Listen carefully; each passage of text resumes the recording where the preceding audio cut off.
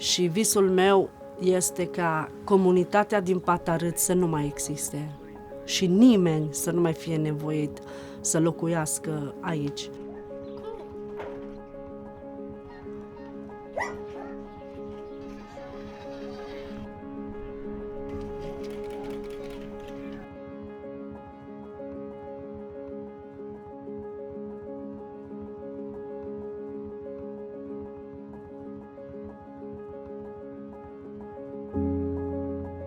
So this is called Patarât. It's a Roma segregated ghetto from Cluj-Napoca, and it was formed in the late 60s.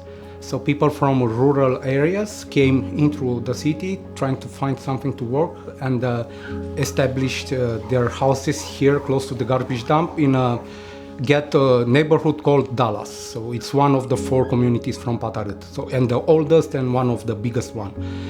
The second community that was brought here was Coastei Street, and this is the neighborhood in which I lived. It was in the city center.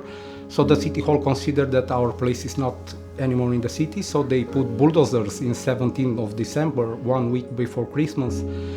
Bulldozers with police, they came to our street and evicted me and other 76 families from the city and brought us by force here to Patarât. Este o poveste destul de lungă, care a început în 17 decembrie 2010, când am fost evacuați de municipalitatea Cluj-Napoca. În acel timp am fost evacuate un număr de 76 de familii, în jur de 350 de persoane de etnie romă. Am fost evacuați în apropierea râmpii de gunoi. Deci, practic, Patarâtul este compus din 4 comunități. Comunitatea Cantonului, care și a fost formată în urma unor evacuări sistematice de către primărie. Comunitatea Dallas, care este cea mai veche comunitate. Cumva ei sunt din toate părțile a României, au venit aici pentru o sursă de venit, pentru că în acel timp era rampa de gunoi care practic asigura traiul de zi cu zi acelei familii. Deci practic comunitatea Dallas, cumva ei au ales să locuiască aici pentru că avea o sursă de venit. Comunitatea Rampă, care este cea mai vulnerabilă comunitate, care nu a avut acces la educație niciodată în viața lor, și comunitatea Coastei, care suntem noi, care suntem aici din 2010. I think around 2000 people live here and 1000 are children under 18. I know this fact because before the pandemic came in 2018 or 19, I was going from house to house, door to door, to enroll children for the gift they should receive in the Christmas time. So I went in these houses and number each child that was living in the community, and I got 1,000. So I started activism in 2010. Until then, I didn't care about activism and about the Roma that were living here because I was in the city safe. I didn't experience discrimination so harsh on me. We were trying to get as many associations to team up with us so we can write a project or do whatever just to be back in the city. So we contacted some local activists, and together with them we started to ask money from the Norwegian funds. Thanks God for that. And the Norwegians were agreed to send us money so we can implement the first housing project from Romania or maybe from Europe. We implement PATA 1 project in collaboration with the City Hall, if you can believe this, because we saw no other way in getting that much money to do this kind of projects without the guarantee of the local institutions to the financing Norwegians. Au venit în sprijinul nostru o grămadă de organizații, o grămadă de activiști, organizație ca Amnesty International, să vină să audă ce povești avem, ce am pățit, prin ce trecem.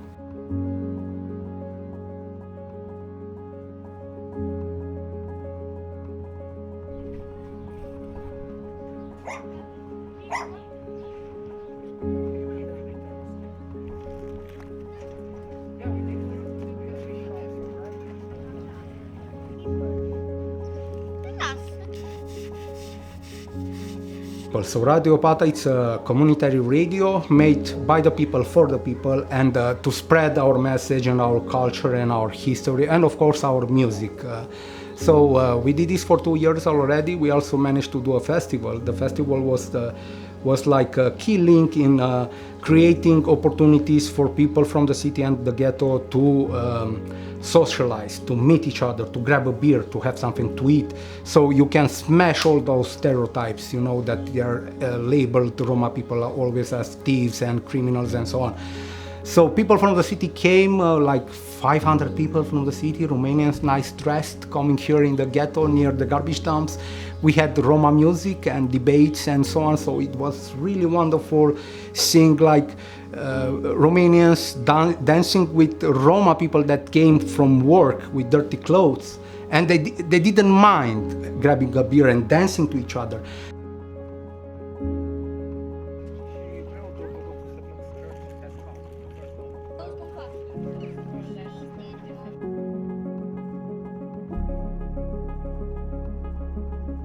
Mi-am dat seama că trebuie să lupt pentru toți și trebuie să luptăm pentru toți. Cumva am zis, dacă tot îs aici, n-are rost să mă implic doar în comunitatea mea.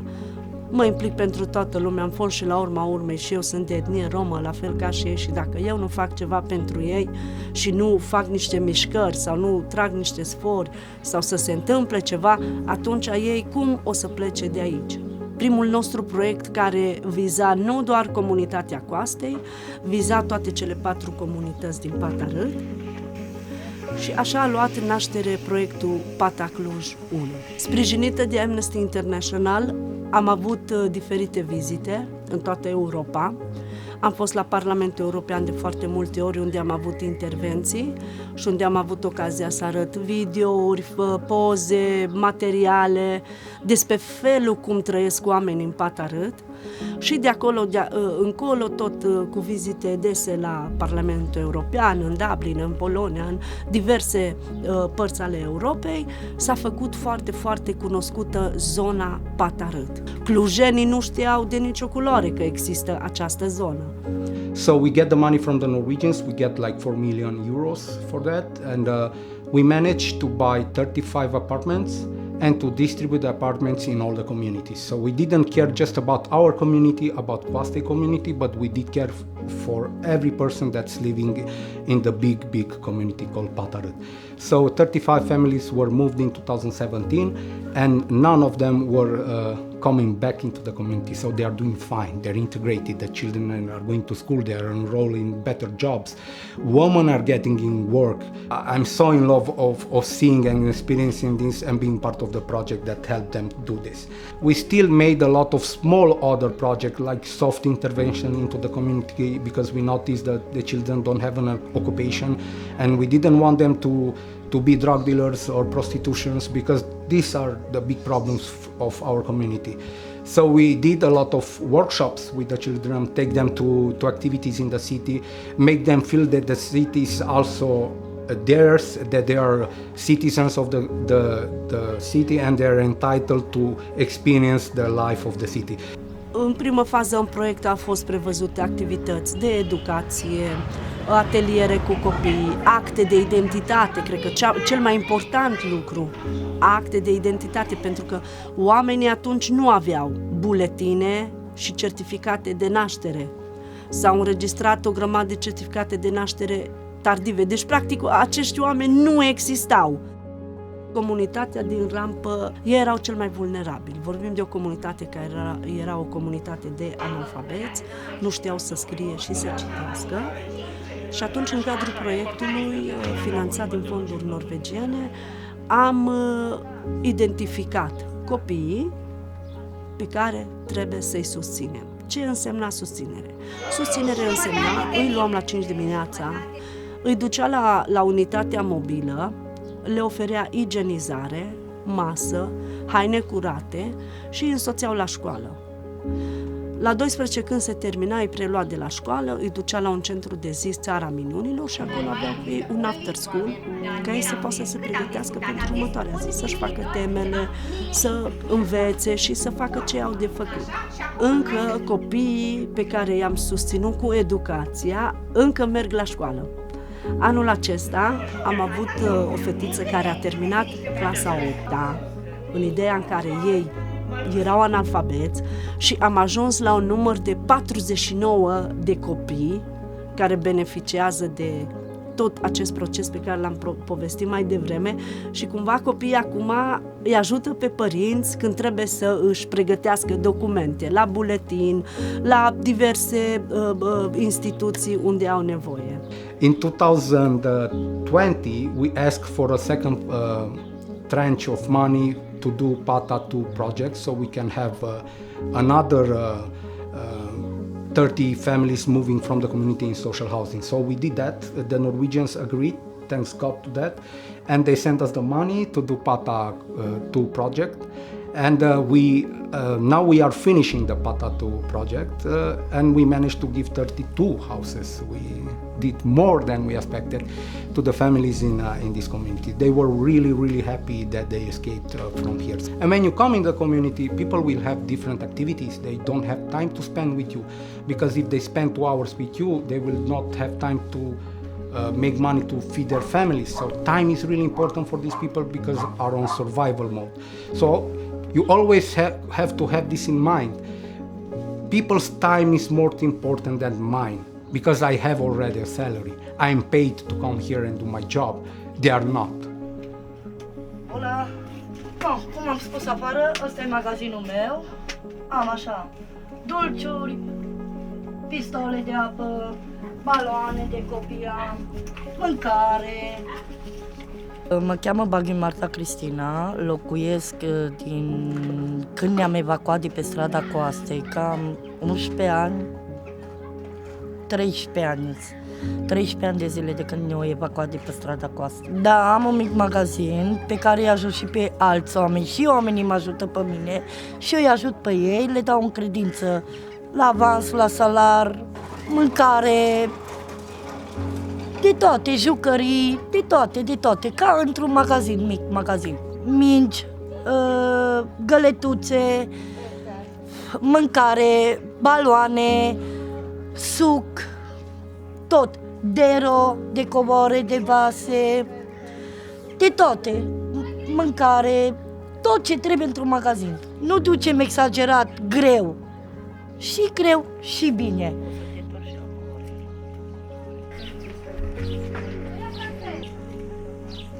There is a dead kid in this community. A small baby died. A lot of baby dies in these communities, but it died yesterday or when. And they asked me to facilitate a priest that can come for free and bury the little children. Aici e foarte mare nevoie de implicarea socială. No, tocmai acum am venit la o mormântare. Știți că a murit un bebelaj de 4 zile.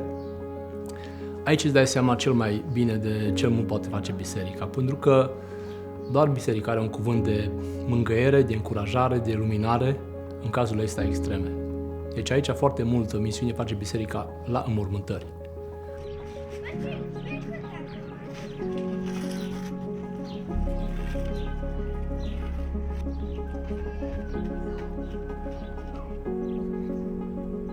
Primăria zice că nu poate să plătească datoria voastră și că e responsabilitatea comunității să-și plătească datoria ce-o consumat. Asta zice și compania de apă. Și că probabil, dar nu știe sigur, dă niște telefoane, dar nu se poate ocupa acum și probabil pe săptămâna ce vine are un răspuns. Nu știe ce să zică ce s-a întâmplat cu conducta, dacă o schimbat DASM-ul conducta și v-ați debranșa pătăți, dacă mai pornește apa sau nu, asta o zis că nu știe. Încercăm, dar nu poți, n-ai cum, că nu am oamenii, sunt năcăjiți. Deci ca să strângi atâția mari de bani, nu există așa ceva. No, din păcate, răspunsul autorităților e că trebuia să ne ocupăm de apă, să plătim și să nu ajungem în situația asta. Ce bani să ceri de la comunitate? Cât poți să ceri? Cât poți să ceri, că sunt alții care mai au câte un serviciu și, nu, să zici că e de la el 200-300 de lei. Dar alții care n-au. Rampa s-a oprit, sunt alții care nu mai lucrează.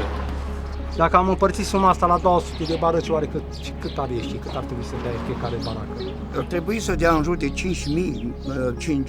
de lei, poate mai mult. Îl cunosc pe Dumnezeu de vreo 30 de ani și sunt păstor de vreo 12 ani. Inițiativa rugăciunii și a bisericii a fost a mea, pentru că am fost ales de Dumnezeu, zic eu, prin credință, ca să pot propovădui Evanghelia. Și atunci am constatat ca om simplu, fiind atât aici de 10 de ani, că comunitatea aceasta are nevoie de un loc de rugăciune, adică un loc de odihnă, un loc de pauză. Un loc de pauză nu se găsește în lucrurile murdare, în distracții, în furt, în prostii, în curvie, în droguri sau ceva de genul. Băutură, țigări care se consumă foarte mult, droguri. Și aici găsesc oamenii plăcerea, muzică și încerc cât pot. Îmi este greu că unii înțeleg ce vreau să fac, alții care trăiesc în aceleași lucruri susțin lucrurile care le fac cei care nu vor să-L primească pe Hristos. Și sigur că într-o comunitate sunt oameni, 5 să ai, sau 10 sau să ai 3 să ai într-o comunitate, oameni care nu vor să facă nimic. Nu le pasă. Și oamenii aceia îi încurajează și pe ceilalți să nu facă nimic. Credința este foarte, foarte importantă, pentru că cei care cred într-adevăr în Domnul Iisus Hristos, acela care poate schimba oameni, poate schimba o comunitate, poate schimba noua generație și vechea generație a oamenilor care locuiesc aici de 10 de ani. Când spui schimbare, la ce te referi, Mihai? Mă refer la schimbare de caracter. Schimbarea de caracter este schimbarea comunității, pentru că de acolo pornesc toate lucrurile.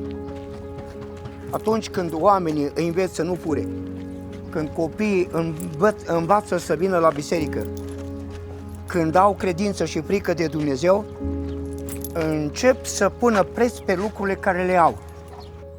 Și reușești câteodată în câteva minute să-i captezi și să ai bucuria de a vedea cum se luminează ascultând Evanghelia, să vezi că rețin evenimente din Evanghelie, minuni făcute de Mântuitorul, știu că trebuie să ne rugăm, să fim buni și încerc să-i încurajez să creadă că Dumnezeu e atât de mare și atât de bun și atât de înțelept încât oriunde am fi și oricum am fi, ne poate ajuta să devenim oameni desăvârșiți. Faptul că în foarte multe familii aici de la 7 copii în sus. Deci e o dragoste de copii. Și la copii șansele sunt maxime. Și părinții cel puțin doresc să le dea viață, doresc să facă tot ce pot pentru ei, cât pot. Acum, asta trebuie să vedem noi. Una e să ai un copil sau 2 și să locuiești în oraș, să ai servicii, să ai toate aliniate, și alta să locuiești la patare dintr-o baracă și să ai 9 copii. Am văzut foarte multe situații de bunătate, de respect, deci oameni care te pot înțelege, dar trebuie să iei în calcul data asta de pornire. Educația începe de la biserică, pentru că biserica este mama schimbării a tuturor oamenilor. Copiii noștri nu trebuie să crească într-o comunitate murdară, într-o comunitate fără Dumnezeu. If you look at the children, then you will see a smile. You will see children play. You will see behave like children, like normal children, not caring about what surrounds them, playing with garbage, with dead rats, doesn't matter. The sparkling in the eyes of the children, that purity, you know. So this is the best image in the community. So even if it looks negative, it's not everything negative. People have normal lives. Try to live their life as decent as possible. Try to interact and socialize with other people, not holding grudges. If you go and ask every person from the community, not a single one will tell you that they hate Romanians. No. They will say They are my brothers. I have a lot of friends. I have coworkers. I cannot hate them. I play football with them. I had beer with one of them last weeks. Avem o mișcare, acolo sprijinim persoanele din Patarât să-și depună un dosar de locuință socială și la municipalitate, pentru că și aceea este o șansă pentru ei în plus. Și anul acesta, din nou, o familie din Patarât a primit locuință de la primărie și cumva în acești 13 ani, cam în jur de 12-13 familii au primit locuință socială de la primărie.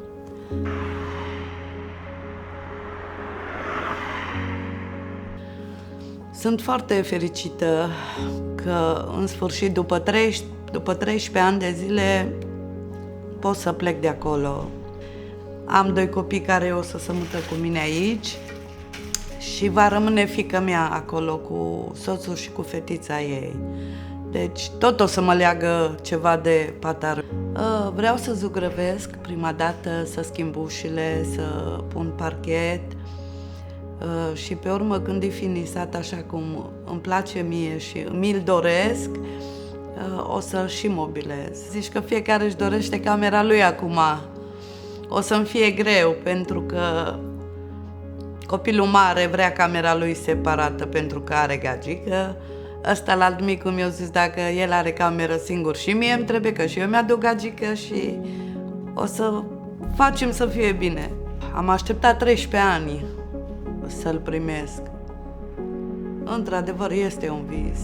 Pot să pășesc și eu pe asfalt, nu mai pășesc pe noroi. O să am altă viață, am totul aproape de mine, piață, farmacie, autobuz, care contează foarte mult, pentru că din Pata făceam foarte mult pe jos până ajungeam la autobuz.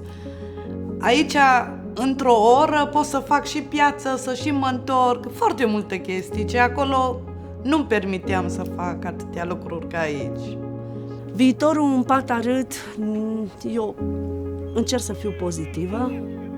Știu că la un moment dat edilul nostru, primarul Clujului, ne-a făcut o declarație că până în 2030 Patarâtul nu va mai exista. Pot doar să sper că lucrurile pentru oamenii din Patarât vor fi mai bune pentru ei și pentru noi, pentru că atâta timp cât nu mai locuiește nimeni aici, eu zic că e ok și bine și viața merge mai înainte și are fiecare dreptul la o locuință decentă, are fiecare dreptul la un viitor mai bun. Eu asta sper, dar cu certitudine n-aș putea să spun. Tot ce pot să spun e că avem promisiuni multe, frumoase, care așteptăm să se întâmple.